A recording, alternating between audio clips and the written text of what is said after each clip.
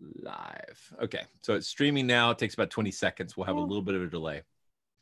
Okay. Yeah, that's neat. A little icon appeared for that.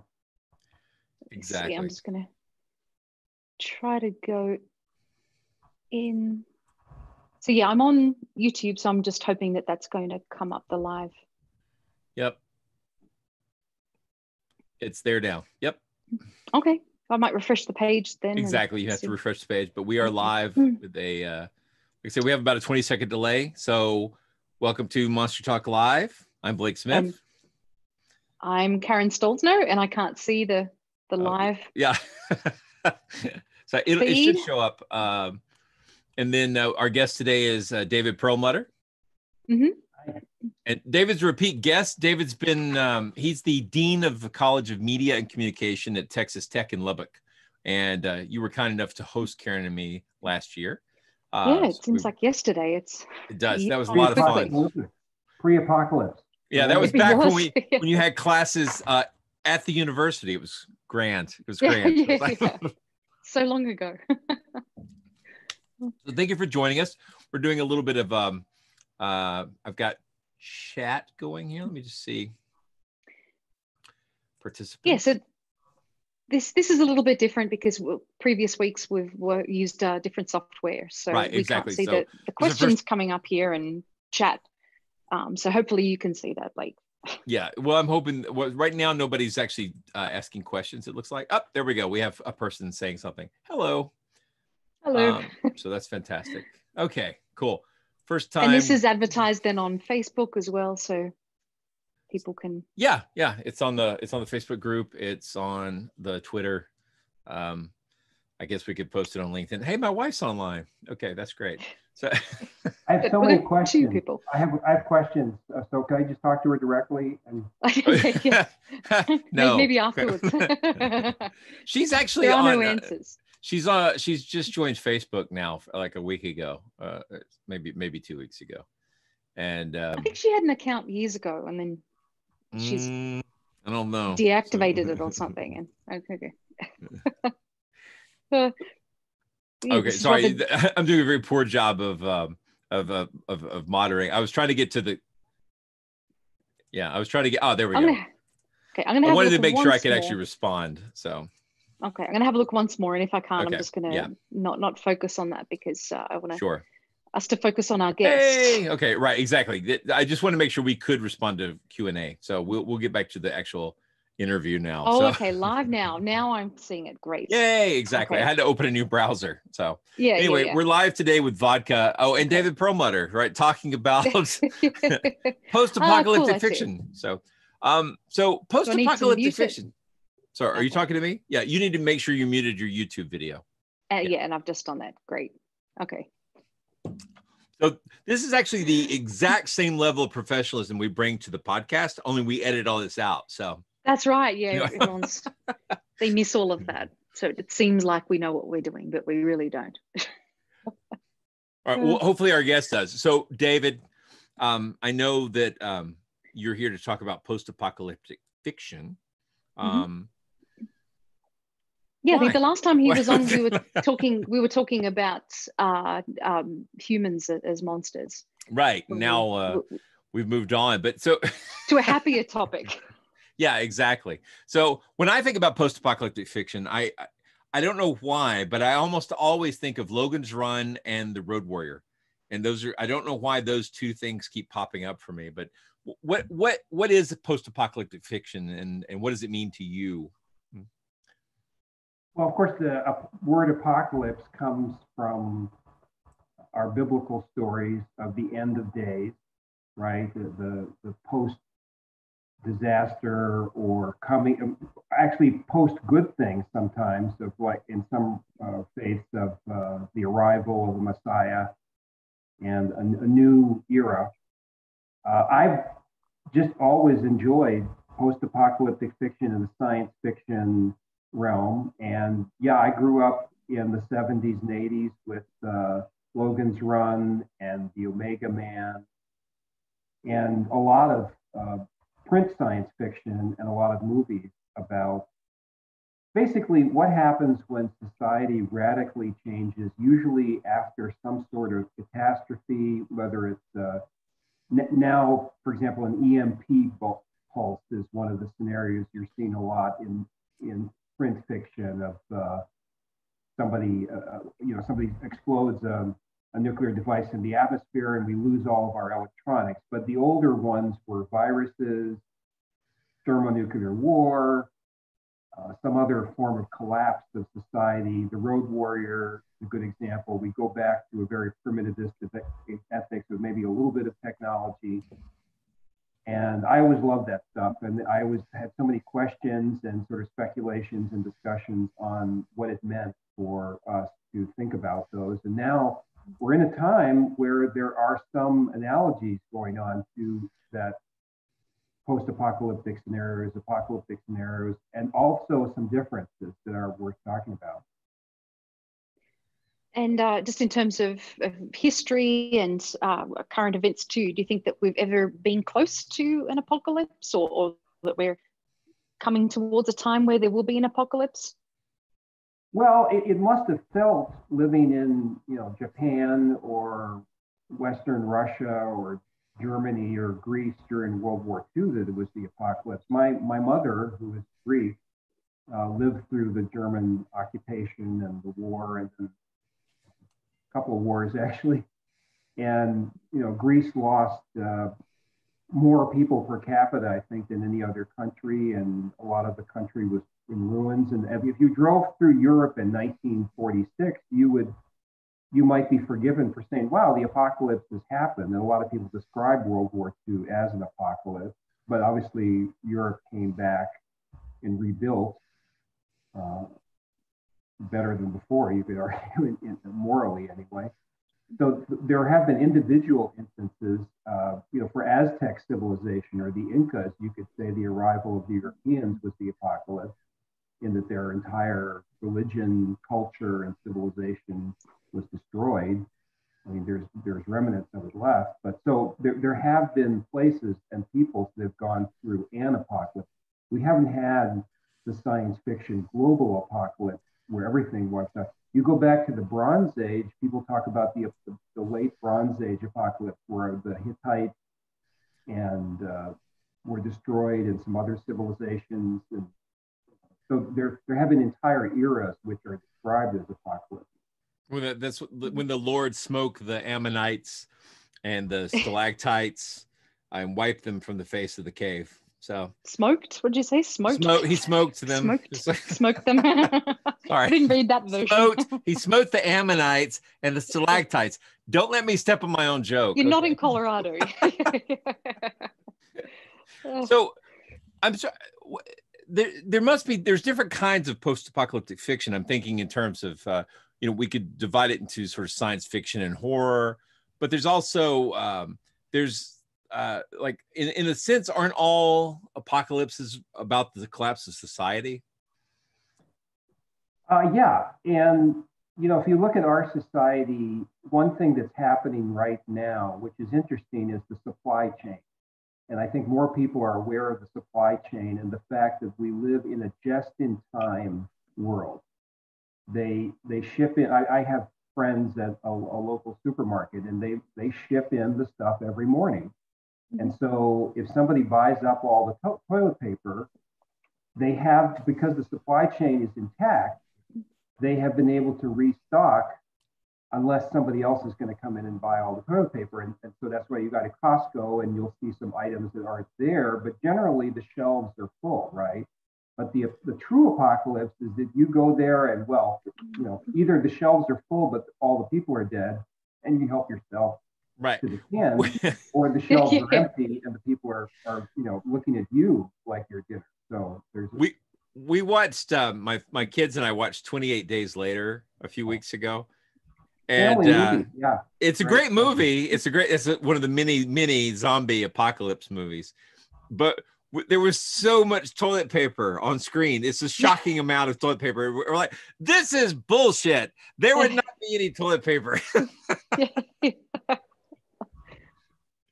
Sorry, it's just something. Well, that's an interesting question, and different scenarios have different degrees of material remnant, right? I mean, again, if in a lot of the virus apocalypses that I've seen or read about, typically a virus is highly contagious and wipes out most of the population, so that you're getting a very small number of people left alive. Let's take the Omega Man, one of the classics, remade 3 or 4 times. Vincent Price as Last Man on Earth. Yep.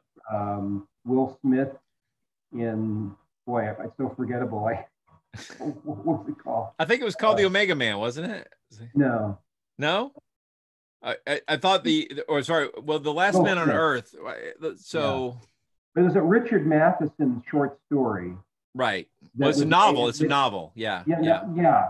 I think it was a short story first. I Am Legend. I Am Legend. Yeah, I Am Legend. Yeah. And so there's for a while anyway, you think maybe there's one guy left, and then it turns out that most of the people, it looks like 99% of the people have died out, but maybe 1 or 2% have been turned into vampires and people of the night, different people. There's a few people who haven't transitioned to vampire yet, but there's very few like normal people that you'd recognize outside of New Orleans on Mardi Gras night or something like that. And so that's a very typical virus scenario. I probably have read 50 novels where the virus wipes out huge numbers, like almost everybody, and there's just a few survivors.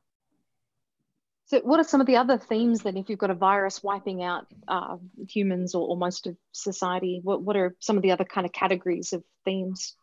Yeah, well, I think one that's really interesting is, what do survivors do? And of course, we want good drama. So as far as I know, no apocalyptic fiction I've read or seen, the survivors go, oh my gosh, that was terrible.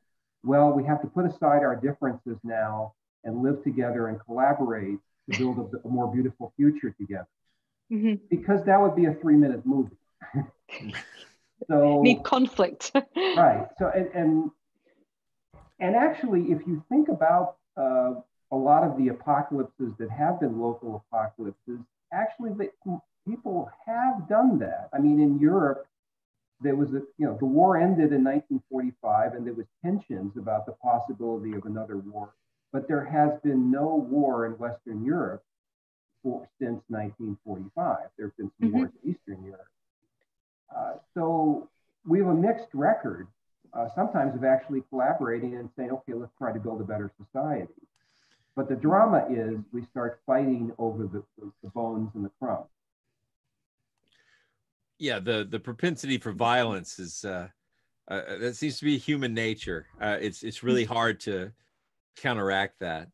So do you have a piece of, or do you have a recommendation? Is there a piece of, what do they call it? Fiction? Like the sort of original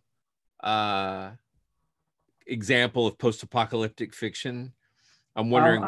I'm not a scholar of this. This is just something, I'm talking. It's just something you love. I understand. Right? But there are like certain classics, and I think the world became focused on a true global apocalypse after Hiroshima and Nagasaki, and we entered the nuclear age. And this is before my time, but our maybe our grandparents and our parents' time, living through that, the threat, they called it the threat of global Armageddon. And I'm thinking of novels like Earth Abides, which is a beautiful lyrical novel about a virus that wipes out most of humanity and the survivors.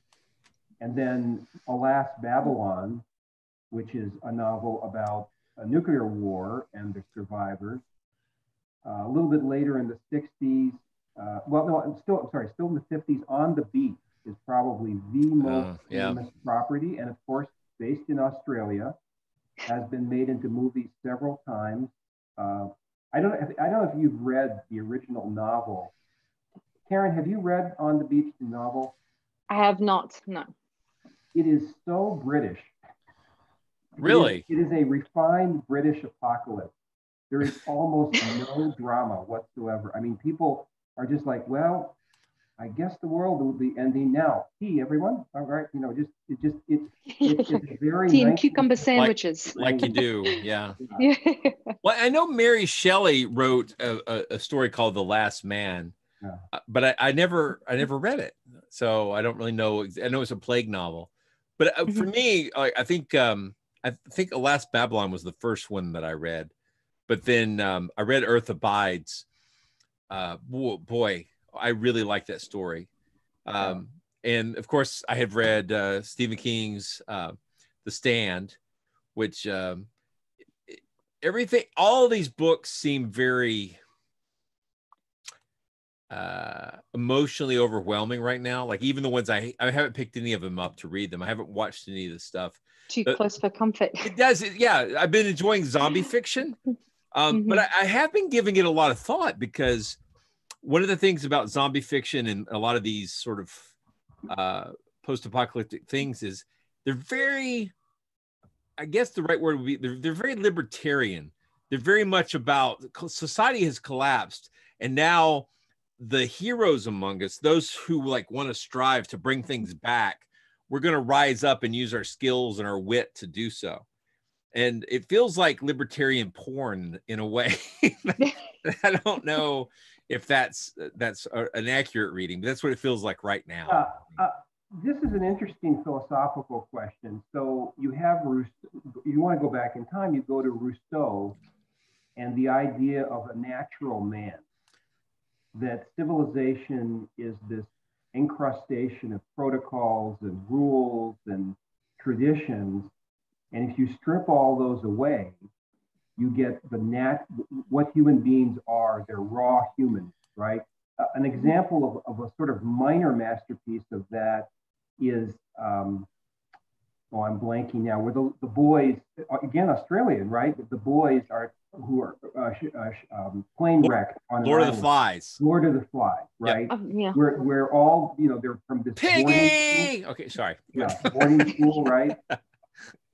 They're from a boarding school, right? And they've got their little uniforms, but there's the last adult dies, and they're on this island, and they descend to primitive savagery, or again the 1950s British version of primitive savagery.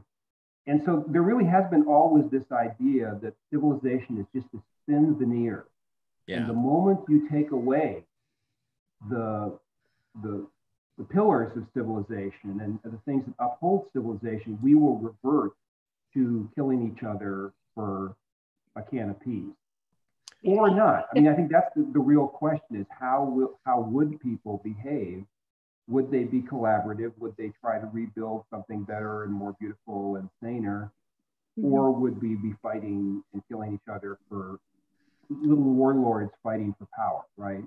And I think, as you were saying earlier, we're already getting a taste of that to some extent when we see some of the brawls that people have had in supermarkets just over a pack of toilet paper, and with how rude people are being with staff in grocery stores, and just how everyone's losing their patience. And I mean, we're really getting a taste of just how people are. They just become, I guess, the selfish gene really comes out. Every Black Friday. Only now it's like every day, potentially. Every day. Right?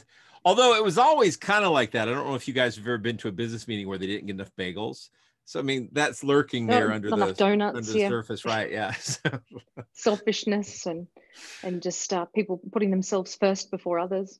I've never been in a meeting, this is true, where people looked and said, there's not enough bagels. Why don't we cut them in half? That's never happened. It's always been, I guess some people don't get bagels, right? Yeah. Well, so that's one theory, right? Is that when we're cut off from the support of civilization, we will revert to fighting over everything. Now, I have to say, by the way, that I guess, it feels like 1,000 years, but it's really only been a month that we've been in this COVID crisis, right? I have never actually seen anybody behaving in the way that you've described in Lubbock, Texas. Now, it's maybe something about West Texas. I've always thought Southern hospitality, polite and collaborative. Maybe it's a Georgia or Colorado thing, but but I've never actually seen it. I'm sort of curious, have you seen anybody fighting or being super rude physically yourself? That is a good question. I think I'm really basing what I'm saying off stories that I've read on Facebook, on social media. I don't think I've encountered anything myself. I think a lot of people are keeping to themselves and, following the rules, trying to maintain distance, wearing masks. So I'm seeing, for the most part, I think a lot of well-behaved people. I think it's more the stories I've read about, and I didn't even know where these are taking place, but just cases of, actually one case was in Australia, because I think that their toilet paper issue happened before it happened here. I don't know why it might have started there and then it kind of diffused over to America. Probably because they have to deal with more time down under. Yeah, that's why. Obviously. But I think, I did read about some people who were brawling in a shopping aisle over the last packet of toilet paper. So the things I'm reading about, I haven't experienced myself. What about you, Blake? No, that's to some extent, environment. Psychologically, there's this thing called the availability heuristic, where when we think about how are things going, we can think of like, boom, a thing I read on the news or I saw on the news or whatever. So my personal experience has been no, I haven't seen any fights. There's been a lot of sadness, but there's also been a lot of people helping each other out. So I know around my neighborhood, people have been very friendly and supportive. I went out earlier this week and somebody had drawn on the sidewalk, play our course. And then they had went out on the road and put a hopscotch course for the kids to play on. And I've seen families, walking together and people are doing cookouts at their house, but everybody's being very cooperative. It's great. So, and that's a good example. Another classic movie, I think this was from the 80s. Well, I mean, in starting in the 80s, you get a lot of nuclear war movies like The Day After, probably the most famous post-apocalypse, and you see society collapse after a nuclear war. But there was another movie called Testament with Jane Alexander. It was a small movie. Kevin Costner, one of his first roles there. It's a beautiful small movie based on a short story. It's based on a story written by a woman, and I do want to talk about women and men of fiction and maybe some of the different perspectives, because it's more focused on one family and their sort of silent, slow struggle to survive, and it focuses on collaboration.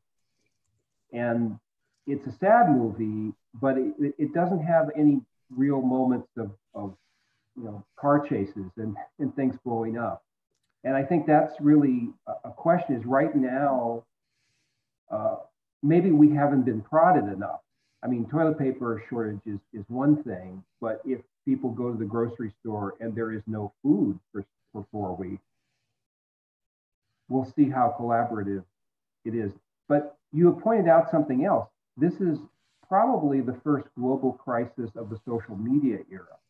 Right. So we can see. I mean, if I go to Reddit and I go Reddit fight porn or Reddit, what could go wrong? You're going to see people behaving like crazy idiots 24 hours a day on any social media channel if you want to. Is that representative of the general population and their reaction to COVID? Absolutely not, I would say, right? Yeah. I think I've thought that a lot too myself. There's just no blueprint for this. We don't know how to handle this. We're really taking it as it comes, and I mean, it's certainly the first thing that anything in my entire life that anything like this has happened, as you say, really going back to World War II. Really, nothing's happened in the Western world of this scale. Yeah, there's a famous quote. I'm not sure who said it, but we're always 2 meals and 24 hours away from barbarism. And well, that's the theory. Yeah. Good example. So in a lot of the fiction, if there is an apocalypse, is it usually due to some kind of natural disaster, or is it some human-made disaster, or is it just a big mix of both? Yeah, I was talking with somebody, a friend of mine who's also interested in this, and we talk at the chapter 7 phenomenon, where at the beginning of the book, there's a virus and it's wiping people out, and you're thinking wow, this is terrible, some virus that came from a monkey somewhere, or a bat ate a pig and whatever. However, then in chapter 7, you discover it was released from a biolab in Albania.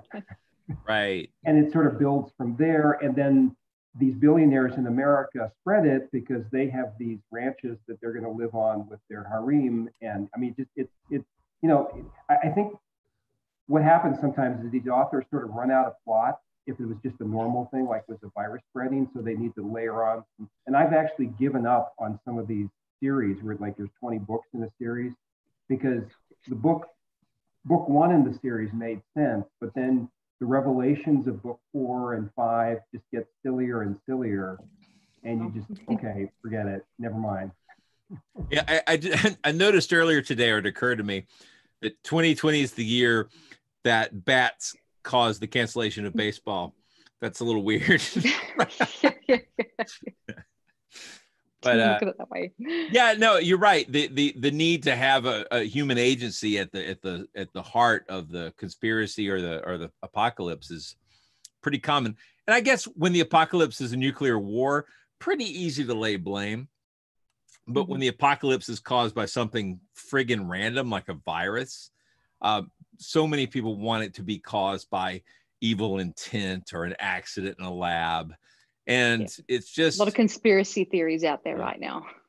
There are, and it's partly because people have such a gross misunderstanding of how natural selection and evolution work, which is our previous episode of MonsterTalk. So we talk about that a good bit. But it is.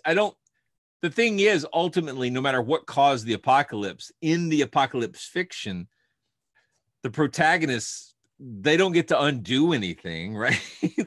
They just have to try to reestablish society.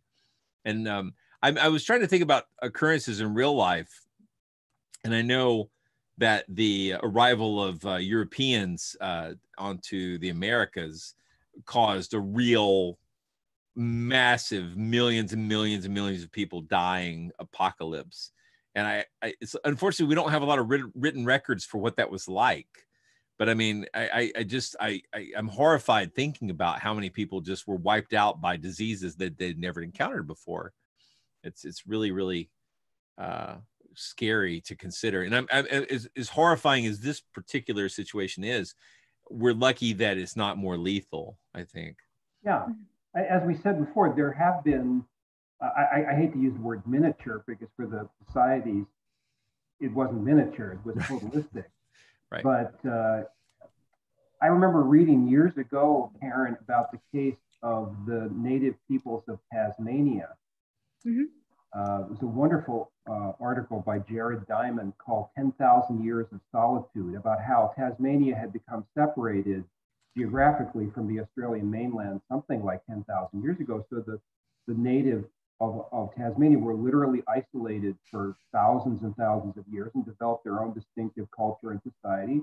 And then, the new people from England and showed up, and pretty much there was only 30 of them left within a few generations from 20,000, if you don't know the exact population. Well, I mean, that's an apocalypse, right? I mean, that literally is the end of the world. I think we've seen that multiple times. I mean, the same thing happened in Easter Island as well. I mean, you've had all of those theories about, the silly natives, they built these big Moai statues, and that they caused the destruction of their race. And now there's a different perspective. It was colonialism yet again striking, and the introduction of disease and into these societies, and people haven't had exposure to them, and of course you've got fighting as well, and conflict between the different groups. So you've got all different kinds of things that have I mean, I'm not sure what the Aboriginal population is in Australia now. I mean, in terms of languages, there used to be many thousands of Aboriginal languages, and now I think there are about 20 viable languages that are in existence. And so I think that's a good metaphor for how few Indigenous people there are in Australia too. But yeah, that's certainly a recurring pattern, unfortunately, that we've seen with the British going through and setting up colonies around the world. And of course, it's not only the British. The French did it. The Spanish did it. Some countries are still trying to do it. Have their day in the sun. So, I've lost track of my questions. Hold on a second. So you're the distinction between science fiction apocalypse versus horror apocalypse. Do you have, is there a distinction? Yeah. So I think we actually mentioned this movie in a previous discussion, Cabin in the Woods, which was an interesting movie. And I mean, I didn't like it, but I appreciated the attempt. It's very meta. To make a comment on our how we are attracted to torturing and murdering young people in movies. How that is a popular theme in movies. So that's actually meta on the meta. So you're talking about the construction of the film, which itself is a meta view of the apocalypse and the tropes therein. So that's but it's a horror movie. I mean, or a comedy. Yeah. I mean, I guess spoiler alert, but apparently the world ends. I mean, you're led to believe that the world ends at the end of the movie. Right. And, it sure seems like it. Right. The ancient gods come back. It very eldritch. Very H.P. Lovecraft. It's like each. I don't know if it's each year, but the premise is that there are multiple attempts to end the world, and there's a group that sort of follows this. And if any of them succeed, well, then the earth will end in that way. And there's all kinds of ways, but the one that loses ultimately is the Lovecraftian. Well, the going to the Aztecs, and also you go back in early enough in European and Asian history, we had to deal with the gods. I mean, if you look at a lot of the ancient conceptions of the relationship of human and God was, we will give gods things, sacrifices, and sometimes those sacrifices were humans, and sometimes they were, we will build a temple to you and give you, grain. In return, you don't kill us, or you leave us alone. So that film really was the actualization of a theme in many, many, many cultures, ancient and not so ancient. But that was the horror one. That was now H.P. Lovecraft, you could argue, the gods don't want to make a deal. Screw your deal. We're going to kill you no matter what you do. Right. There's this concept of propitiation, which is that you're going to appease a god through some sort of sacrifice or some effort. And in Lovecraft's world, it doesn't matter. They don't care. We don't even rank. The gods don't need anything or understand us or care about us, and we can't understand them. So yeah. So take a look at a movie with the title Apocalypto, which was two movies really. It was a movie about. It was set alleged. There's a lot of criticism of the movie, but the story of the movie, Mel Gibson's story there, is it's set in the last days of the Mayans. It's wrong. The timeline is wrong, but you're seeing mass human sacrifice to appease the gods, to not destroy the earth, and to save them from a drought. I think there were a couple of things going on, right? But it's also the apocalypse of the Europeans showing up. So two apocalypses are happening at the same time. Now, we could talk in science fiction. So a horror apocalypse is often something we have very little control over. We don't understand. There's some simple thing, yes, no, to it.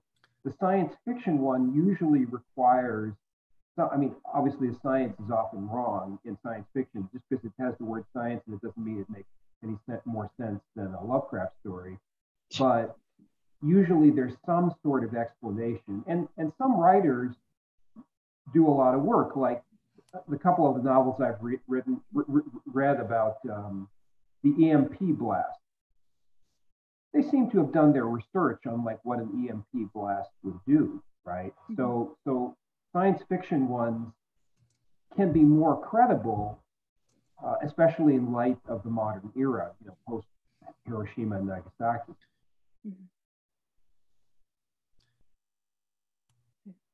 I'm reading the comments over here. There's lots of discussion. Oh, okay. I thought maybe I'd frozen. So I was wondering if either of you ever caught the TV show Life After People. I think it was on History Channel. Yeah. No. So you did, David? Yeah, it was an interesting show because it had this premise that people disappeared, right? But it didn't have like what happened. I mean, it sort of was in fact, it made no sense.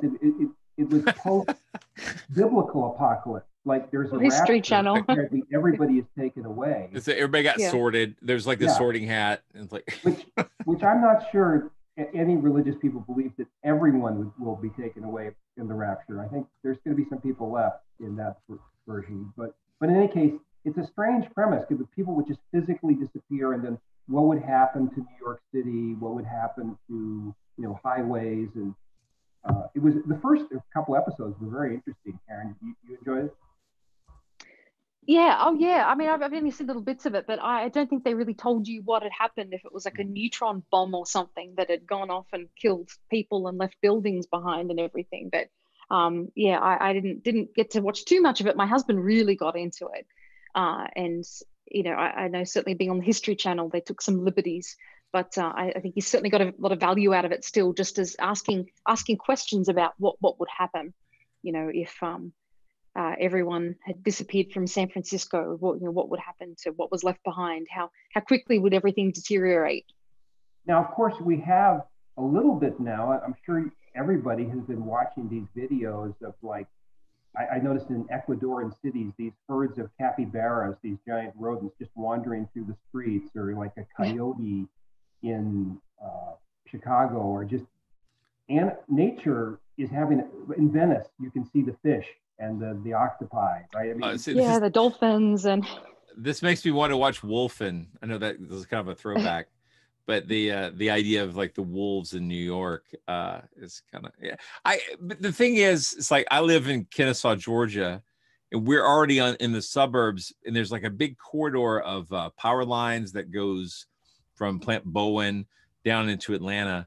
And through that corridor, we already get deer and coyotes and all kinds of things traveling. And so I have deer in my neighborhood, armadillos, opossums. We saw a bobcat recently. There's so nature's standing by. If we disappear, nature is ready to go. So, I think I've also seen. Oh, David. Please. I've also seen a few kind of fake videos as well. I mean, outside of all the animals returning to Venice, the waters there. But we saw something a couple of days ago. Oh, look, in Boulder, the mountain lions are starting to return to the streets.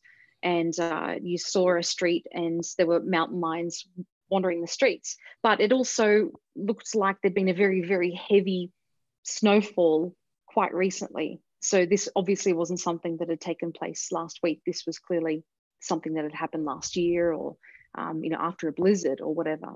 I saw a lot of cougars at Kroger. Yeah. It's always the case, though.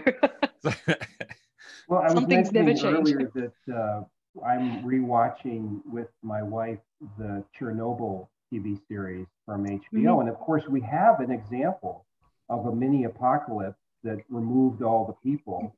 And today, if you can see videos, but you can also apparently take tours of Chernobyl, and the wildlife is doing great. I mean, they're so happy we're gone. Which brings up, which I hope we'll link to, my favorite poem about this by Sarah Teasdale called There Will Come Soft Rains, which became a Ray Bradbury short story, which there's 4 or 5 video adaptations out there about basically nature saying, oh my gosh, thank you for getting rid of that crazy wild animal called humans that just destroyed everything, and now we can get back to normal. There is a sort of a theory that the apocalypse has happened, and it's humanity. Humanity is the one creature which has most changed the face of the earth. And I'm not talking about necessarily just climate change. I mean, just if you look at any place on Earth. It's hard to pick a place on Earth that you can't say is not really wild anymore. It's affected by people.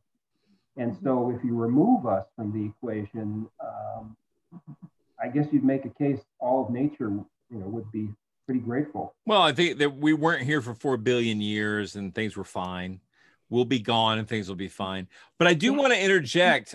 There will come Claude Rains, which is the Invisible Man joke that nobody saw coming. Karen, do you have a mute button for you really should get that. Kathleen should have one. She just has the stink eye. That needs works to pretty do well. Everybody needs to work on their stink eye. But we went for a short drive into the mountains today, and just even coming back and seeing the cityscape, it looked like there was less pollution just over Denver and clearer skies, and so it seems like there are some small improvements already. It was beautiful today. We went and I went and picked up some groceries and toilet paper, various essentials. But when I came out of the grocery store, all masked up and feeling like a stagecoach robber, and the sky was full of clouds and sunshine sort of intermingled, and there was a really strong wind blowing, and it did feel like the wasteland, except for all the other people wearing masks and wandering around shopping like normal. But I think, honestly, like most of these fictional worlds involve such a massive population destruction, and very few of them deal with the, oh my God, how would you deal with all those bodies laying around? That's a lot of stank. That is a lot of stank. It's hard to convey in a movie or a book just how nasty a city would be. So my favorite of all time post-apocalyptic novel is a British one written by an author named John Christopher, who's probably more famous for his Tripods trilogy. He wrote, Tripods. Yeah. And he wrote often under the category of young adult, but I guess back then young adults were more adults because most of them are pretty sophisticated. And he wrote a book called No Blade of Grass, where a virus comes along which kills all grasses, not humans, but grasses. So we have no wheat, no including rye. corn. Yeah, that's a lot. So basically, the crisis is mass starvation. And rioting and destruction, and it follows a couple of British families as they try to escape to a sort of isolated area where there's a farm and they grow potatoes. Basically, I mean, it's their journey across country, which is a very familiar trope of trying to escape to a safe place. Right. But if you read that, you will see that a lot of the Walking Dead themes, a lot of the sort of basic tropes come up in that novel, I think maybe for the first time. And one of them is the lead character is going through a sort of moral and ethical crisis about what he's willing to do to make sure his family and the increasing number of people who see him as a leader survive. And he becomes a medieval warlord, basically. He kills, and he makes life and death decisions, and he does things which would get you arrested and put in Georgia prison for 50 years and maybe a death penalty. But you end up going like, yeah, I see how somebody would do that and why. And Blake, you've given the example we both talked about I don't know if it's our mutually favorite character in The Walking Dead while we were watching The Walking Dead, which was Carol. Yeah. Carol's the awesome. Housewife turned stone cold killer. Yeah. She prioritizes. It's fascinating to watch from the original, how she goes from being a sort of a cowed wife in an abusive relationship to becoming the person you absolutely want on your team. Like she's absolutely like going to take care of. Well, she takes care of her own. She doesn't have any children yet. Well, that's another story. But she is a mom and a badass, and she's awesome. Yeah. So we've had a few requests just in the chat too to talk a bit about The Matrix. Do you have any comments on that, David, on your thoughts on the Matrix and possible apocalypse. Yeah, and so is it an apocalyptic movie?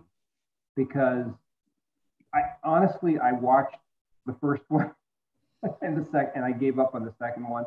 Well, there were no sequels. Oh, what? Well, in my programming there were, but that's weird. I don't know what you're talking about. Highlander, The Matrix. These are movies that they never made sequels to. It's really weird. So yeah. But did they describe was there anything before The Matrix? I mean, was there like a humanity just walking around freely and then like the robots took over and put us in a Matrix? The robots took over and they tried multiple times to like create a virtual world where they could use us as batteries. And the story was if they made the world too utopian, people rejected it. They didn't want a reality where things were great. So they had to have a reality where things were horrible or ridiculously humdrum. But the crazy thing to me about The Matrix in those sequels is that there's like this world there's a city called, I think it's called Zion, which is like their ultimate human city under the ground. And when they finally go to Zion, it's like a 3.5, I actually tweeted this earlier today. It's like a 3.5 minute rave scene where everybody's wearing burlap and are barefoot and just dancing to dance music. And I'm like, this is not the apocalypse I want. Give me the Logan's Run. I want the Logan's Run where everybody's dressed in 70s hippie clothes and living in a mall. That's what I want. So pretty close to reality. Yeah. So what about, we had a few comments too with people saying that a lot of this kind of fiction seems to be set in Australia. Do you think that that's true? And do you think there's any reason for that? Is it maybe that Australia seems so isolated and remote that it's the kind of place where something like this could happen? Well, we all know what Australia looks like. Yes, that's true. Yeah. Nice change there. No more Lubbock in the background. Actually, this just was from Sky News now about a meeting of the City Council of Brisbane. Brisbane, yeah. You can see here the mayor. The mayor right there behind me. It's the premier, yeah. Karen, I think that would be interesting for you to say. Is there any more post-apocalyptic consciousness in Australia, perhaps because of the geographic isolation, or is on the I don't know. I mean, the original most famous novel of the 50s about post-apocalyptic nuclear fiction was set in Australia. I just wonder if it is the isolation and the remoteness of the country, and the fact that that the center of the country is uninhabitable and is desert. So I think, but the majority of people live on the coasts, kind of around the coastline of Australia.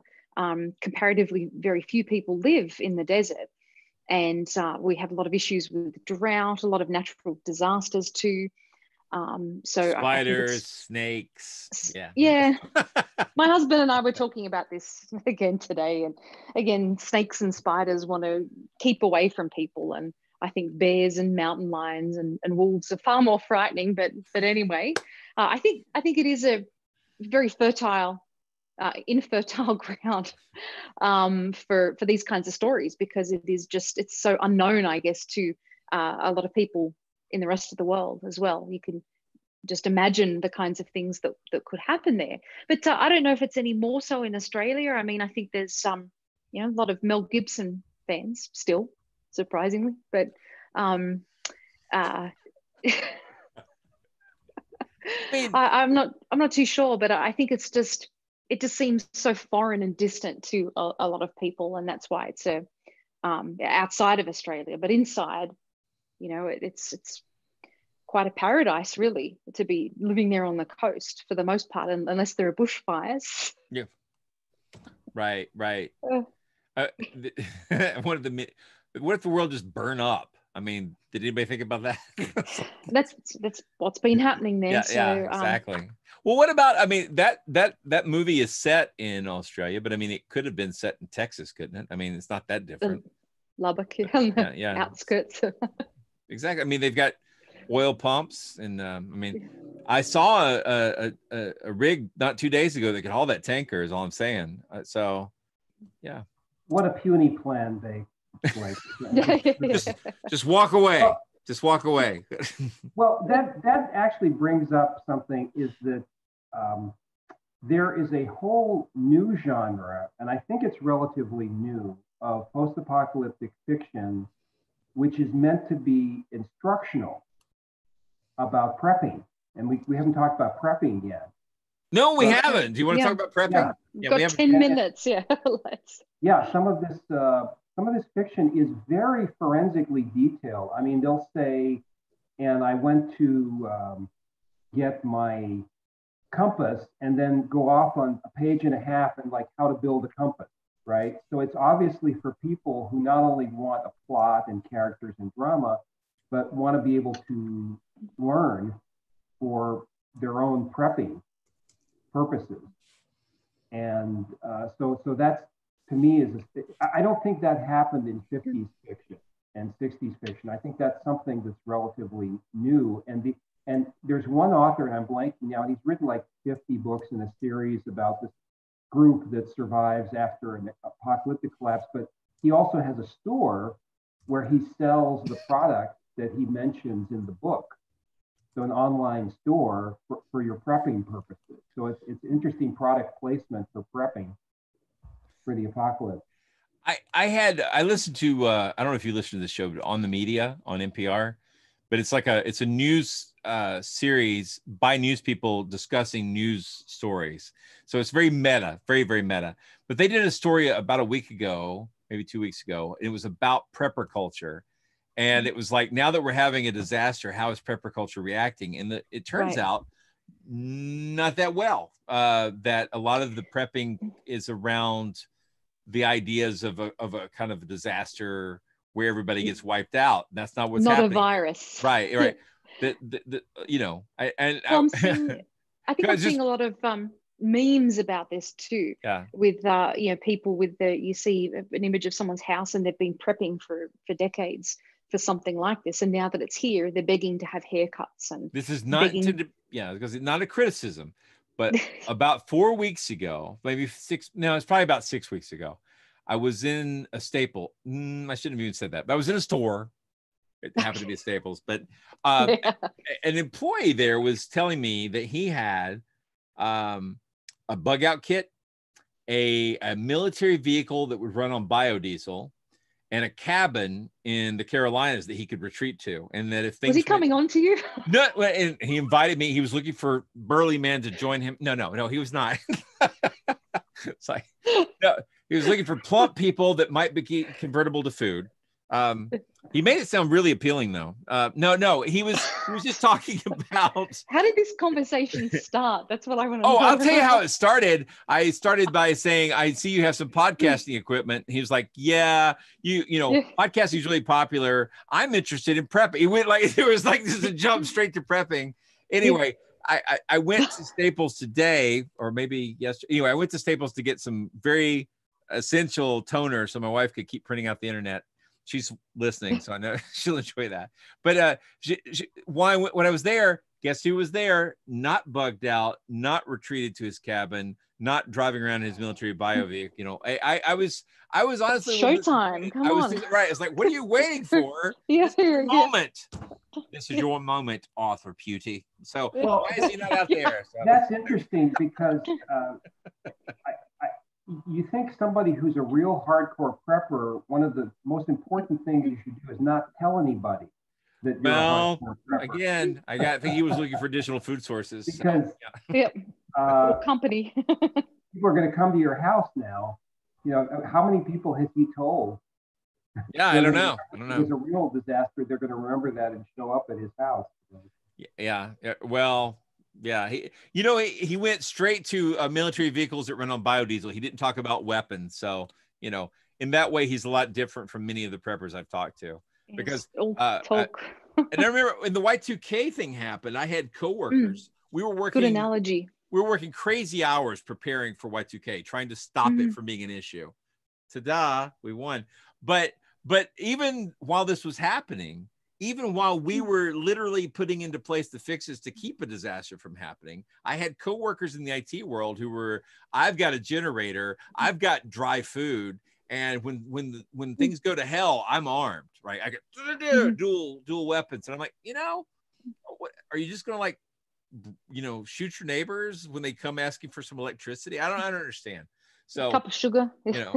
I get the intent need to like preserve yourself, but at the same time, you don't build a society by being super selfish. You have to cooperate. That's like the ultimate lesson. I think that's how society works. I mean, if we're going to save works of literature and human achievement, I think going back and looking at some of the philosophy around why we have cities and culture might be worth preserving. So that's an interesting question about post-apocalyptic society. Is the point just survival?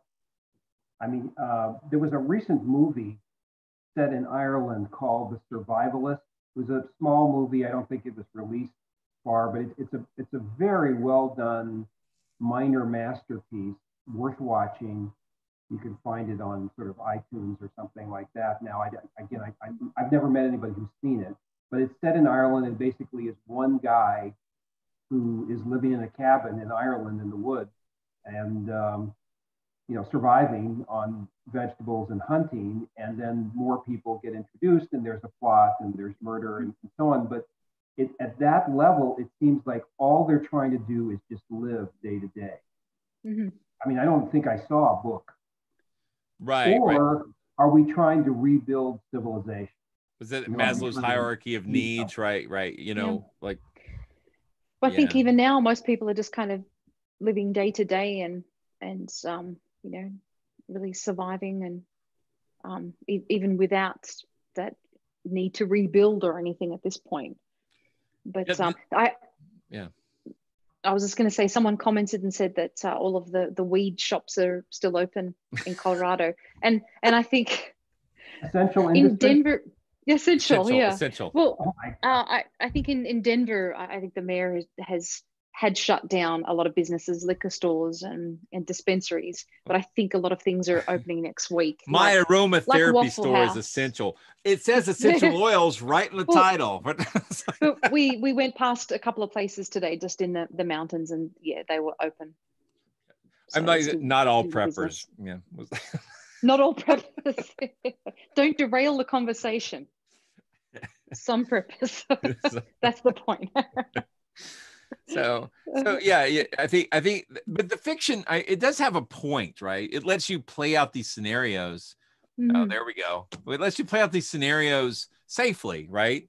So now, if you read a lot of post-apocalyptic fiction, when things go down, what have you been prepared to do? Like, what are you mentally ready for that you wouldn't have been if you had not read the fiction? That's a good question, I think. Like, what have you learned from apocalyptic fiction or post-apocalyptic fiction that's useful? Yeah, I think it is a very useful exercise for yourself and for groups, for a class. When I used to teach more, I would show actually back in the 90s and zeros some scenes from post-apocalyptic movies, and I would talk about media realism. I mean, how realistic is this, but also how people would behave in different situations and how movies dramatize situations which may not be as dramatic in real life. And we would have some good conversations with students. And what I found most interesting that a lot of the students would comment on is that I think both you and both Karen and Blake, you both have made some allusion to this, is that would you want to survive in a world where the only thing you could look forward to every day was a can of beans, and then maybe you run out of cans of beans and you don't know anybody. I mean, I personally don't think I know anybody who can create a subsistence farm from scratch, and I mean, there are farmers today, but of course today most farmers are not growing food to survive. No, the monoculture, right? Yeah, exactly. I mean, in Iowa, where I spent many years, people are growing corn for ethanol, right? Yeah. Just because you're a farmer doesn't mean, okay, well, I'll just grow things. not all of them are instantly going to be able to grow a wide variety of vegetables and fruits and survive. There are a lot of really useful books on how to reestablish culture, which I think are worth having. And then there's survival guides from like really anything from the military to the Boy Scouts. Yeah. And you know, if you're just wandering around in the woods, you can find protein and shelter. That's you know. Yeah, you're making me think of shows like Man versus Wild and Survivor Man. Yeah, they've been popular for obviously, a long time. obviously, first thing you do is take off all your clothes because naked and afraid is how you go, right? But you know, I mean, like just all the things we take for granted. I hope there never comes a day when we have to worry about that. Like, I'd really rather us progress and become like a planetary or interplanetary society, or some kind of quasi utopia where we figure out how to share properly with, and like also maintain our like needs as individuals. So I don't know what's going to happen, but like maybe none of us do. Like every now and then I get that fantasy about, oh, it'd be so cool to like, you know, freak out and go to the woods and live in a cabin and have my own electricity. And I'd build, you know, these things. I'd make a little hydroelectric dam and I would do all this stuff. And then ultimately I'm like, you got that friend at Staples, though, I go to the grocery store. Right. my pal at Staples. Happen. So I just think I better actually work pretty hard at making the world survive now, because I survive well in this world. I'm not incompetent. I can take care of my family for a while, but when it comes to putting society back together, I'm not that guy, right? So who knows if thrust into that situation. That's interesting. So having a discussion now about what are essential survival skills. And again, I was just visualizing, there's a group of survivors, right? And we're among the group of survivors, and people are going around in a circle or something and saying, what skills do they have which will contribute, right? What will make them useful? And Karen, they turn to you and, you know, where were you before this, right? And you say, well, I was a linguistics professor. I was an academic. You know, but strange you should say other skills, right? I've often thought of things like this. I've done a lot of reading into the Holocaust and World War II and Nazi Germany, and you know, you see the people who survived were those who were doctors or those who had some kind of special skill. And I think I've always had that in the back of my mind, you know, is if anything like that ever came to pass again, whether it's some kind of apocalypse or some kind of situation where people are thrown into concentration camps, you know, would I survive? Would I have skills? I mean, I'm a linguist, sure, but I can't speak multiple languages, so I don't have that kind of skill. So I don't know. That's a really tough question. I've got a lot of skills around the house, and I think my husband would do well because he's spent a lot of time just out in the wilderness doing the survivor man kind of thing. But I really don't know what kind of skills I would have that would transfer to a situation like that. Cooking, maybe?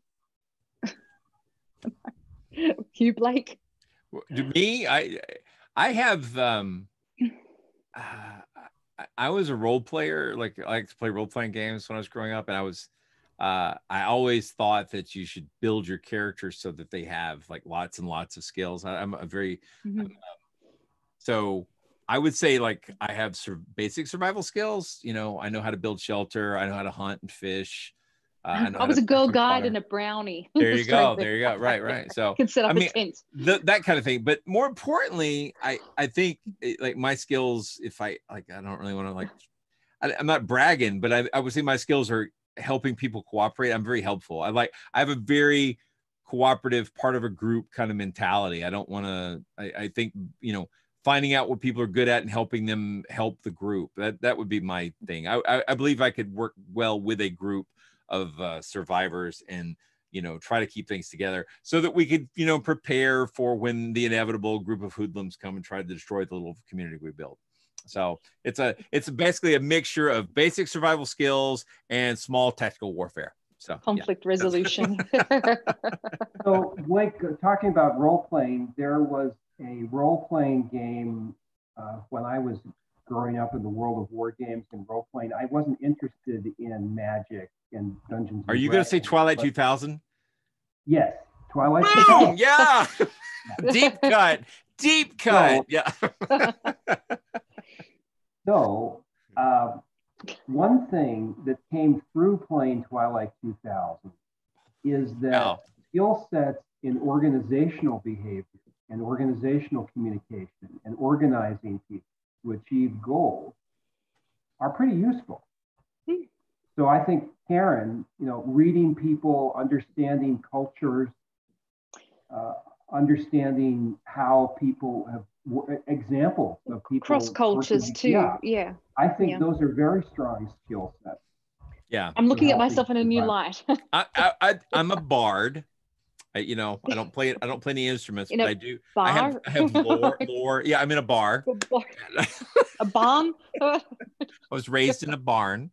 So, well, I just noticed sorry, go ahead. Games that we played, the guy who was running the game said, I want you to be yourself in this scenario. Like we had characters that we developed, but he said, this time I want you to be yourself. Like you are you, right?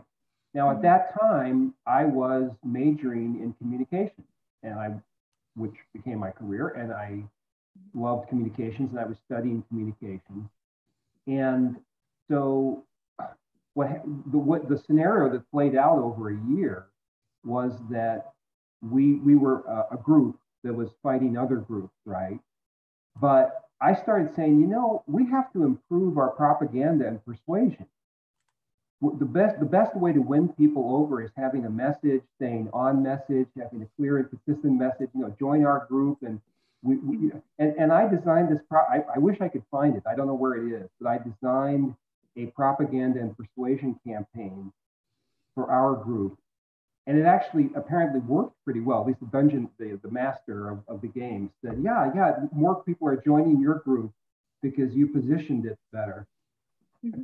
Than the people who are just using clubs and using only one thing. So I think that one of the feelings I feel that happen often in post-apocalyptic fiction is people don't think about these other elements besides violence and besides lust and power and things like that these other more cultural nuances and communication nuances would be very important in a post-apocalyptic scenario. Yeah. Absolutely. Well, I just know we're looking over time, but we probably should. We are. Yeah. But David, is there anything? I know you're kind of here independently. Do you want to plug anything?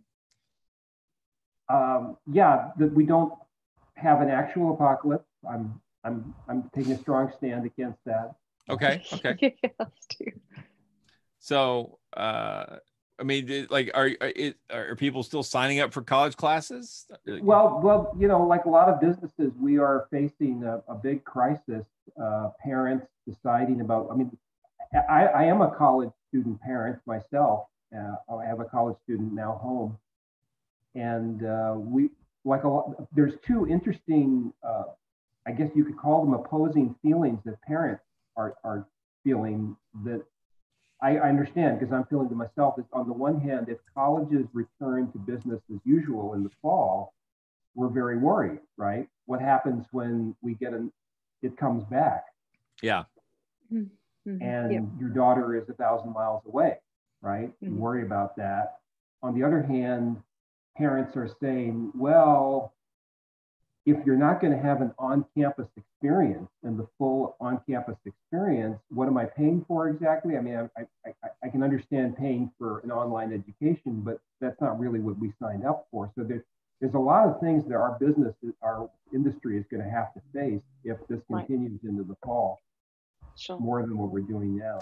It's tough, but I would say in any apocalyptic scenario, salvation comes from learning. So like reaching the library, reaching the university, reaching the old knowledge. I think, I don't really think this is the apocalypse, but I do believe that preserving I'm just saying preserving those institutions is really important. So I just absolutely. And right now we're on the same footing as production television shows, which is the strangest thing in the world.